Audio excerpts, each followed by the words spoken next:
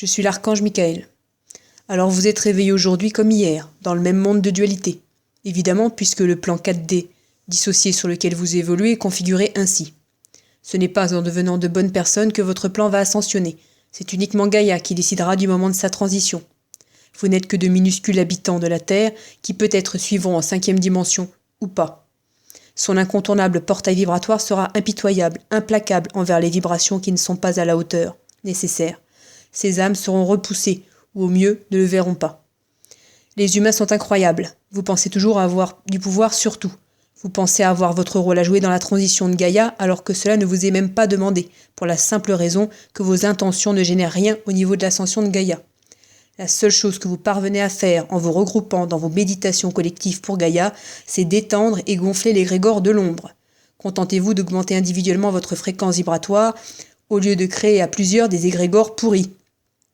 Si vous étiez tous à la même fréquence vibratoire et dans la même intention du cœur, cela peut-être pourrait créer une vibration lumineuse. Vous avez remarqué que j'emploie le conditionnel, car il faudrait prendre en compte bien plus de paramètres liés au libre arbitre par exemple, pour faire une simulation valable.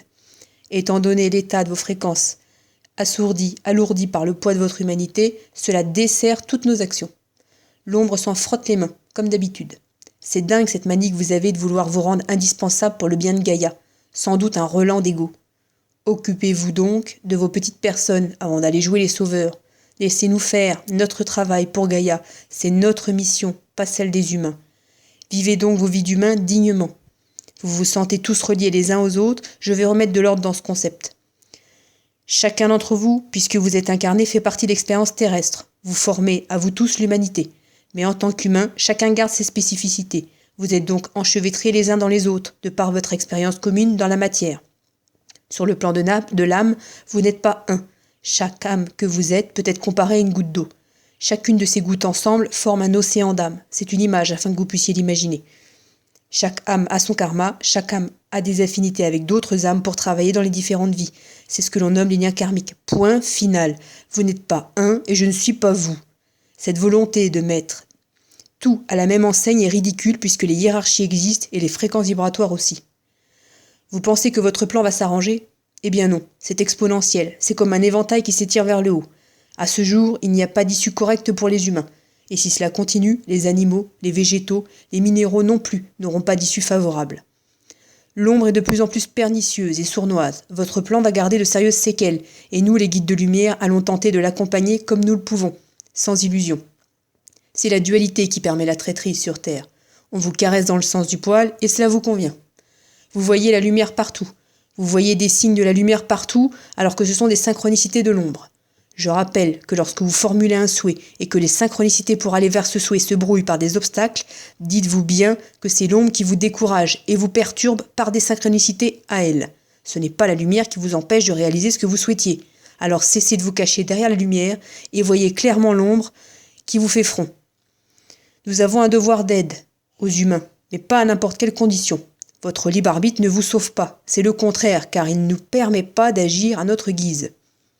L'humain a involué vers des valeurs impropres au bon déroulement des choses.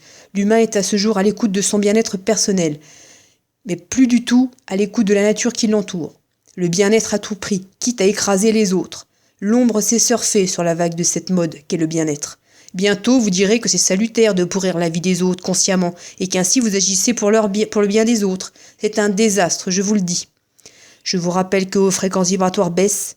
L'astral, le très bas astral existe toujours. La chute y est très rapide. C'est comme une piste de luge. La glissade est facile, la remontée est longue et périlleuse. L'ombre se faufile partout sur votre plan. Système informatique, téléphonique, internet, réseaux sociaux. L'ombre est plus au fait dans la notion du temps terrestre que les guides de lumière, car elle est implantée partout sur votre plan de dualité.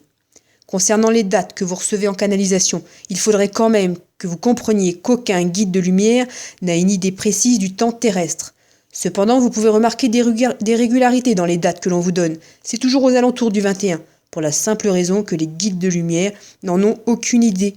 Et plutôt que de passer pour des entités qui ne savent pas, ils se réfèrent au 21 décembre 2012 qui faisait grand bruit chez vous. Ce repère de temps était prophétiquement important pour les humains, rien d'autre. Vos annonciations prophétiques ne font qu'augmenter l'égrégore de l'ombre, qui se nourrit de la peur que suscitent ces hypothétiques dates de basculement. Certains canals ont une peur viscérale de la mort, c'est pourquoi ils préfèrent croire qu'ils vont s'envoler lors de l'ascension. Moi, l'archange Michael, je demande au canal de fermer la porte aux entités trop bavardes. Vous avez un libre arbitre, alors servez-vous-en. Vous pouvez refuser de canaliser. Cela vaudra mieux plutôt que de canaliser à tout prix et de semer la pagaille dans le mental des humains. À force de canaliser des dates erronées avec des événements qui n'arrivent pas, les canals ont peur et s'accrochent à toute idée pour les conforter dans ce qu'ils reçoivent. Bref, rien de ce qui va arriver sur Terre n'est réjouissant. Mais vous devrez faire avec, faire au mieux et limiter la casse, voilà ce qui vous est demandé. Sachez que plus vous allez avancer dans le temps, et plus vous aurez des épisodes épidémiques. Des microbes inconnus, des virus nouveaux vont proliférer. L'ombre va passer par ce biais pour faire encore plus de destruction. La pollution est une brèche où l'ombre s'engouffre pour créer le chaos. Les humains les plus lumineux seront visés par l'ombre. Ils sont une cible. C'est une stratégie purement sournoise qui va faire encore de sacrés dégâts. Préservez-vous au lieu de vous occuper de tout le monde. Vos industries pharmaceutiques vont être heureuses et s'enrichir encore plus. Ce qui nous étonne, c'est que vous ne voyez rien arriver. À chaque fois, c'est pareil. Plus c'est gros, plus ça passe avec vous. Je ne peux que vous conseiller de vous accrocher comme vous le pourrez. Pour ceux qui le souhaitent, recevez mes encouragements vibratoires. Au revoir.